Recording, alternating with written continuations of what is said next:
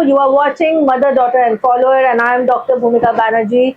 We have a very esteemed guest with me today. Yes, it's none other than Satyendra Chauhan ji, and I'm trying to get him again and again so that we can discuss a lot and learn a lot from him as well, because he is one of the most experienced the directors that I have worked with, got an opportunity. So yes, he is there with us. Welcome to the show, sir. Thank you. And thanks for joining again and again, because it's always our pleasure.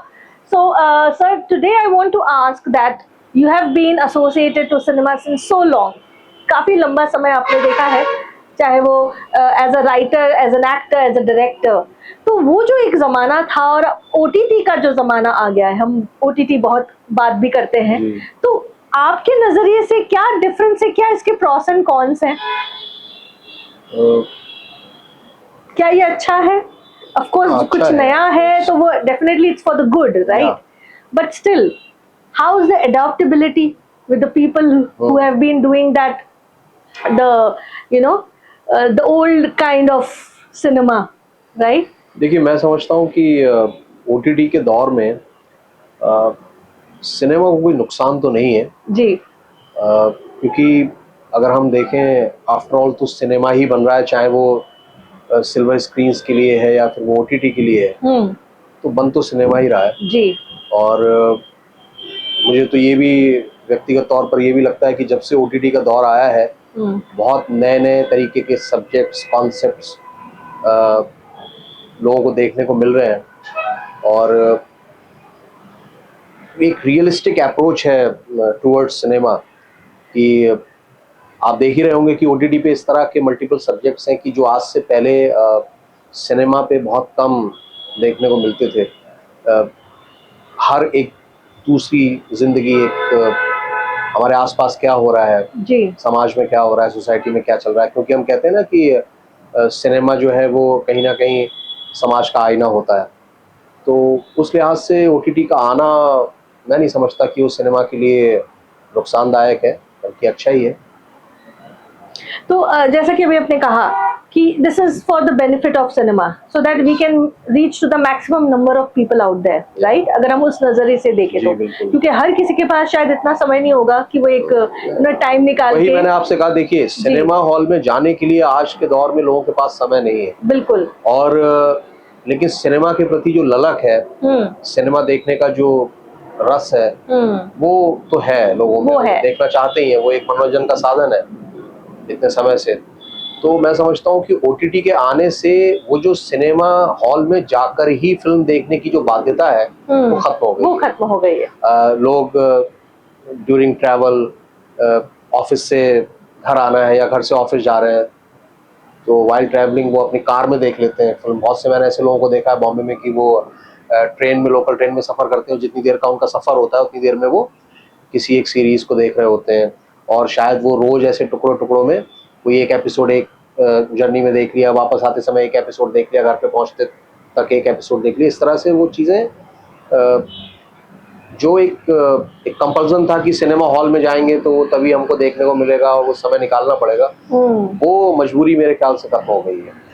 और जहाँ तक कि मैं इसको देखती हूँ कि बहुत चलन शॉर्ट फिल्म्स का भी बढ़ गया है, क्योंकि वो एक पर्टिकुलर टाइम फ्रेम को अपन टारगेट कर सकते हैं. जैसा कि आपने कहा कि during travel, during everyday cinema, अगर मैं ये बोलूँ तो शायद वो बेटर होगा. बिल्कुल. शॉर्ट फिल्म की एक खूबी भी ये है और उसके साथ एक चैलेंज भी है कि हमको बहुत कम समय में अपनी बात को कहना होता है.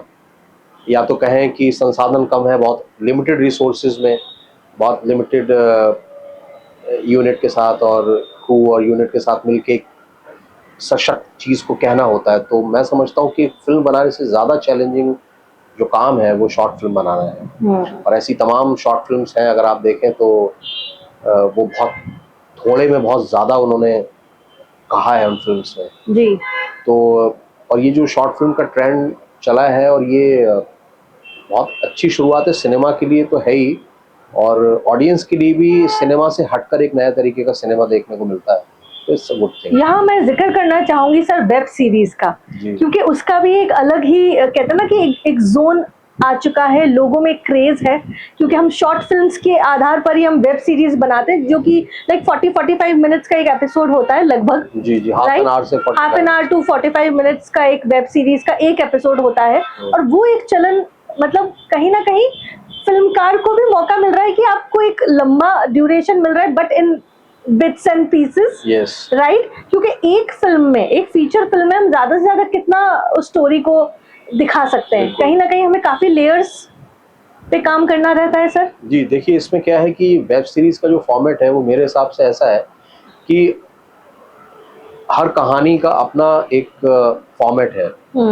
हर कहानी फिल्म में बने और हर कहानी वेब सीरीज में बन जाए, ये मुश्किल है। तो कुछ कहानियां ऐसी होती हैं जिनको बनाते वक्त, जिनको लिखते वक्त समझ में आता है कि ये कहानी वेब सीरीज में जा सकती है, तो this story is apt for web series and this one is for film. और जो स्क्रीन प्ले की राइटिंग है, जो आजकल की जो मॉडर्न राइटिंग है, उसमें एक चीज़ बहुत गौर करने वाली ये है कि वेब सीरीज जब आप देखते हैं तो आप अगर उसको ध्यान से देखें वेब सीरीज के एपिसोड्स में, तो उसमें बहुत सारी बैक स्टोरीज भी होती हैं जी। तो जाहिर सी बात है कि एंटागनिस्ट, प्रोटैगनिस्ट के अलावा जो सपोर्टिंग एक्टर्स या कास्ट होती है, उनकी जो अपनी बैक स्टोरीज है, तो बहुत सारे एपिसोड्स तो बैक स्टोरीज पर ही फोकस्ड होते हैं जी। तो कहानी को बहुत सारे डायमेंशन से पकड़ना होता है। तो मैं समझता हूँ कि वो 1-2 घंटे की फिल्म में मुश्किल होता है, तो उसके मल्टीपल एपिसोड्स में या सीजन 1 या सीजन 2 में उस कहानी को एक्सटेंड कर लेते हैं और किया जा सकता है। राइट।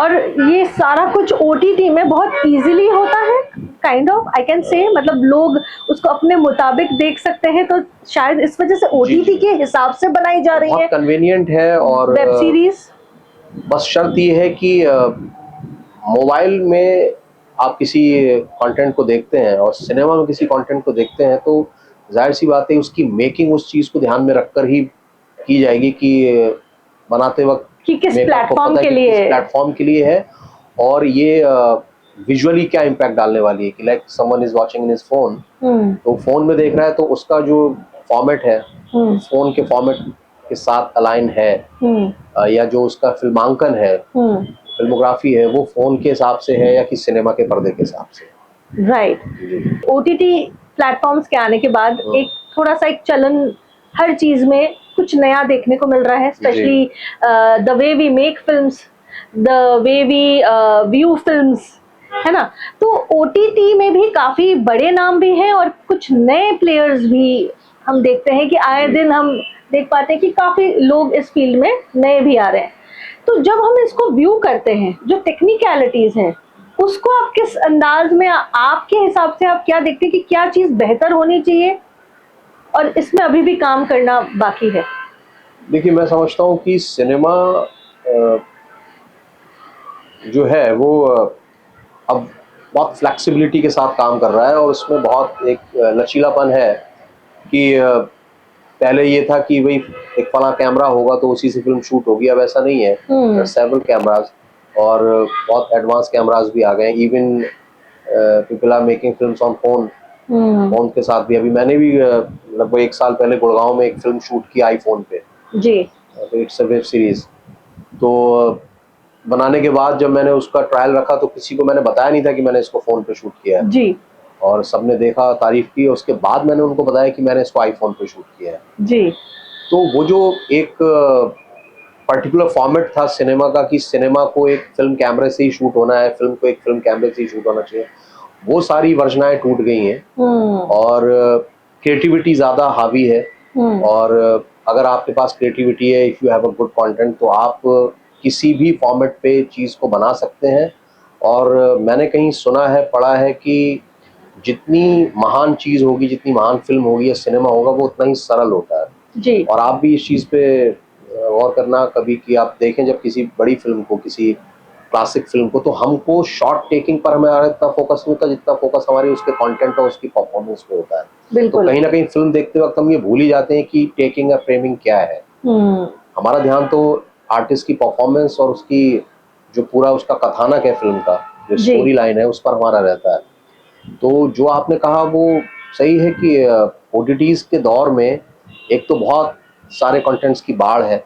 हर व्यक्ति अपने आप को कहीं ना कहीं प्रूव करना चाहता है एज अ मेकर, बहुत अच्छे अच्छे फिल्म मेकर्स आए हैं और बहुत रियलिस्टिक अप्रोचेस के साथ काम हो रहा है।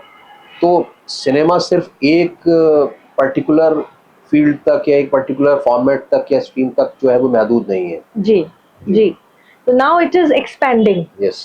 नाउ अब अगर जब वर्टिकल सीरीज की हम बात करें, क्योंकि वो भी एक कहते हैं ना वन ऑफ द न्यू कहते हैं ना बिगिनिंग है सिनेमा का, एक अलग ही अंदाज है, तो उसके बारे में आप क्या कहेंगे? देखिए वर्टिकल सीरीज जो है वो जो ट्रेंड में आई है और मुंबई में तो बहुत काम हो रहा है, उसमें ये है कि मैंने जैसा कि अभी आपसे कहा कि ये एक चलन टूटा है कि सिनेमा बनेगा तो वो फिल्म कैमरे पे ही बनेगा या एक प्रॉपर कैमरा ही उसके लिए चाहिए। इवन अब मोबाइल फोन्स हैं, लोगों के पास अच्छी कहानी है और उसके माध्यम से वो बहुत अच्छा संदेश देना चाहते हैं, बहुत अच्छा मैसेज सोसाइटी को देना चाहते हैं, बहुत सारी चीज़ों पर ध्यान लोगों का ले जाना चाहते हैं, चाहे वो दर्शक हैं, जनता है या सरकार है या सिस्टम है, कुछ भी है।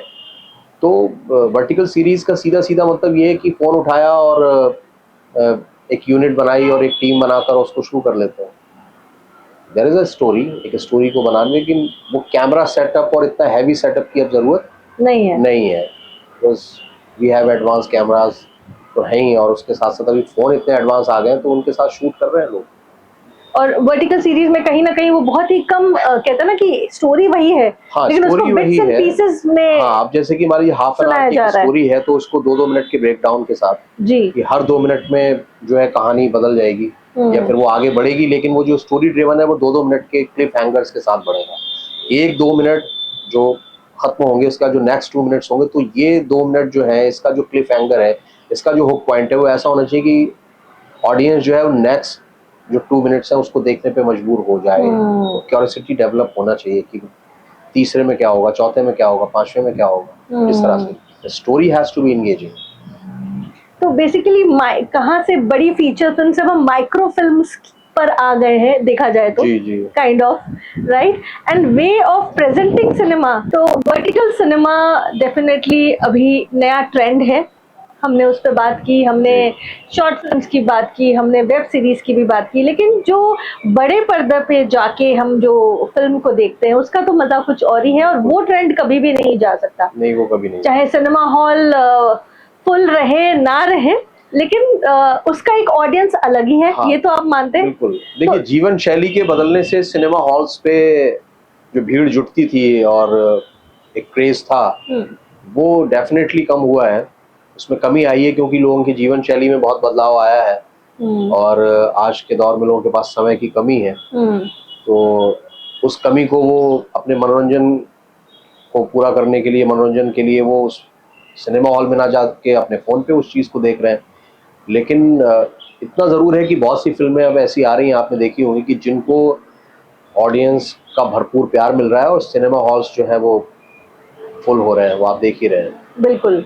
तो सिनेमा भी कभी कभी ऐसा सिनेमा होता है कि लोग ये जानते हैं कि ये 1 महीने के बाद OTT पर आ जाएगी, स्ट्रीम हो जाएगी, लेकिन उसके बावजूद वो लोग जो है वो सिनेमा हॉल्स में, वो रिलीज होते ही सिनेमा हॉल में जाके उस फिल्म को देखना पसंद करते हैं, क्योंकि बिग स्क्रीन में देखना मजा ही कुछ और है, उसका मजा तो कुछ और ही है। वो कभी भी एक स्मॉल स्क्रीन के पर नहीं आ सकता, लेकिन हाँ, समय के अभाव के कारण लोग जो है, अगर हम मैक्सिमम दर्शकों तक पहुंचना चाह रहे हैं तो वो PVR प्लस OTT रिलीज दोनों ही जरूरी है किसी भी फिल्म मेकर के लिए, करेक्ट।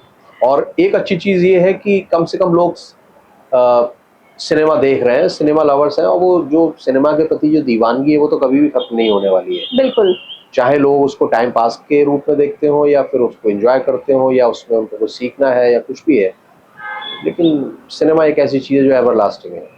बिल्कुल बिल्कुल। तो थैंक यू सत्येंद्र जी, आप हमसे जुड़े और आपने सिनेमा के एवोल्यूशन जो कि नया एरा है उसके बाद हमने तो उसके बारे में हमने थोड़ी बहुत चर्चा की, जितना मैं आपको बता सका। बिल्कुल बिल्कुल। End of course cinema lovers जो है वो तो सिनेमा देखना नहीं छोड़ेंगे, और हम जैसे लोग कुछ भी हो, फॉर्मेट कुछ भी हो, क्योंकि हमें तो सिनेमा देखना है, कहानियां बनती रहेंगी, लोग देखते रहेंगे, कहानियां बनती रहेगी, और हम भी कहानी नए नए चाहे शॉर्ट फिल्म के रूप में हो या वेब सीरीज के रूप में हो, जैसा कि हमारी बैनर कर रही है, हमने एक शॉर्ट फिल्म रिलीज की और आने वाले टाइम पे हम कुछ और शॉर्ट फिल्म्स की कहानी पर ऑलरेडी काम कर रहे हैं। तो हम भी अच्छा सिनेमा बनाने की कोशिश कर रहे हैं और अच्छे लोगों को साथ में जोड़ रहे हैं। तो अल्फा नानू के डायरेक्टर सत्येंद्र चौहान आज मेरे साथ हैं, तो हम इसकी रिलीज पर थोड़ी बात कर लेंगे कि शॉर्ट फंडली ऐप पे ये रिलीज हुई सर जी, एंड उसके बाद OTT प्ले है, ब्रायो टीवी है, ABC टॉकीज है, BCI नेट है, और भी 2 OTT पर हम इसको लाना की कोशिश कर रहे हैं, हंगामा एंड वॉचो पर। Y OTT? बिकॉज OTT एक ऐसा प्लेटफॉर्म है जो कोई भी कहीं भी किसी भी वक्त उस चीज को देख सकता है। और इसके अलावा जो लोग टीवी पे देखना चाहते हैं, वो जो जियो टीवी के जो सब्सक्राइबर्स हैं सेट टॉप बॉक्स पर भी जियो स्टोर से ऐप को डाउनलोड करके अल्फा नानू शॉर्ट फिल्म, जो कि एक सस्पेंस और थ्रिलर है, जिसको ऑफ कोर्स सत्येंद्र चौहान जी ने डायरेक्ट किया है और उसको प्रोड्यूस किया है HBF हरिप्रिया बैनर्जी फिल्म्स ने, और मैं भूमिका बैनर्जी, मैंने भी एक रोल उसमें किया है, मेन लीड हरिप्रिया बैनर्जी जो कि अल्फा नानू उसकी मदर का रोल है। तो आप सब देखिएगा। Right sir, thanks for coming and thanks for joining our team, and we'll be doing more of cinema work with you, that is for sure. So till then, keep subscribing our channel, do watch us, write to us if there is any kind of feedback, which is definitely we welcome that. So keep watching our channel.